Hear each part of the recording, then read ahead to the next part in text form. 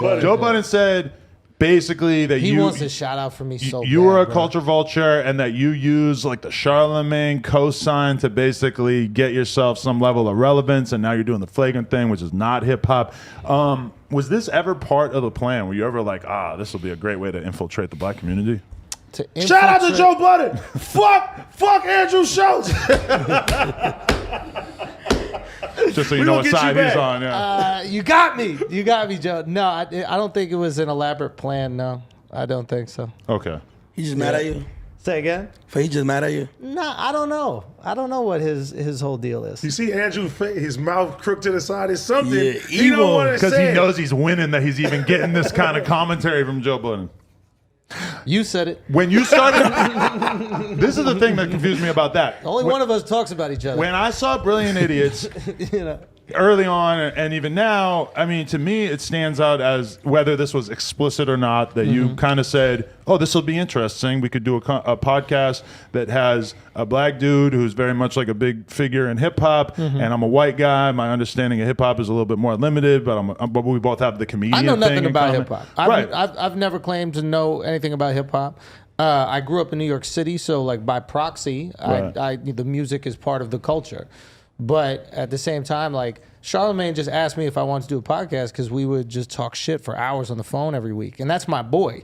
We didn't really go in it like this will be interesting. That there's like when you grow up in a multicultural place, like race doesn't play as much like in your decision to do a thing. Do you know what I mean? Like, Right. like when I'm just going to play pickup with my boys, I'm not going, all right, well, we got an Asian guy and a black guy and an Indian guy, and that will make our team. Diversity check. Yeah, like it's just like, yo, this is who's here.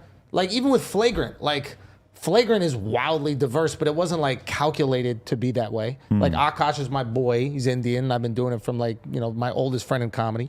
Alex was doing all the production and everything for stand up for me. Mark's white. You know what I mean? But like, yeah, you just bring people in. Is that why Kaz got the boot? Yeah, exactly. We filled this black. What quota. happened with him? It didn't work. It wasn't a priority for Kaz. For the guy with the glasses? Who's that?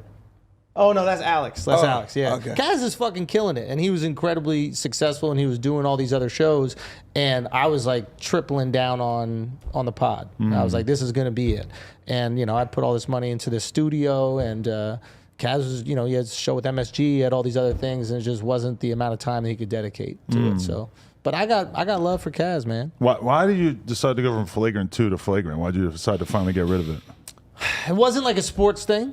Right. You know, Because it started and it was supposed to be primarily about sports. Yeah, Okay, it's hard to even remember that now. Yeah, and now it was just like it's honestly what I want it to be is just the best hang on the internet.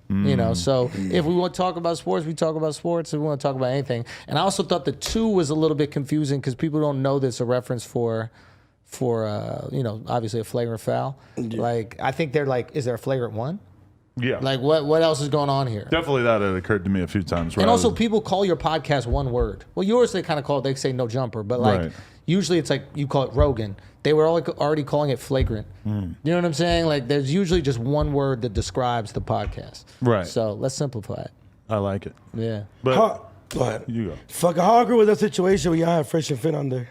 And I didn't want to put the pod out. Oh, you didn't want to put it out? I told him, I was like, I don't want to put it out. You guys are gonna look bad. My beef isn't with podcasters. My beef is with like, institutions. Like I like talking shit about politicians. I like talking shit about like institutions. I like talking about big grandiose things that like the only way that you can combat it is with ideology. I'm not really beefing with other podcasts. So I said, yo, you guys are not gonna look good on this.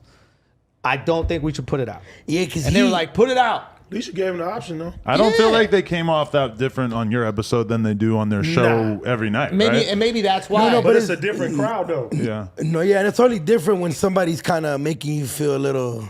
Like when he's making you stutter your words, I was like, oh shit, when he was putting out facts, I was like, damn, they kind of look a little dumb right now. That's the thing, is like maybe they hadn't, experienced the same type of pushback. And Yeah, yeah. You also going on a podcast with like dudes that are married. Yeah. You know what I mean? So like we're all married. Like everybody on the podcast everybody's either married or got a girl. Like, so it's like we are a lot of times the opposite ideologically than those guys are. So we can speak about it from like a pretty good perspective. We're like, no, you can have a good relationship where your girl's not trying to like take advantage of you. Right. And I just didn't. I basically told them, I was like, I think you guys are operating out of fear a little bit too much. Like, don't be afraid of every woman. Like, there are women who want to be with you and support you and love you. There's two very different stages in a guy's life, and once you make it out of one stage, it can be kind of hard to remember the other stage where, like, you're young or obviously some older guys get into this too, where it's like, all your mental energy is going to like, how can I finesse as much pussy as possible? How can I meet as many girls as possible? Then you get in a relationship and that part of your brain just turns off. And that's why when a girl breaks up with you, it can make you feel so fucked up and lost because all of a sudden the part of your brain that's figuring out how to get pussy has to like regenerate and regrow. And it feels so foreign once you've been in a relationship for a while. Not me. Snap right back. Yeah, well, you never stop cheating. Damn. Jesus Christ.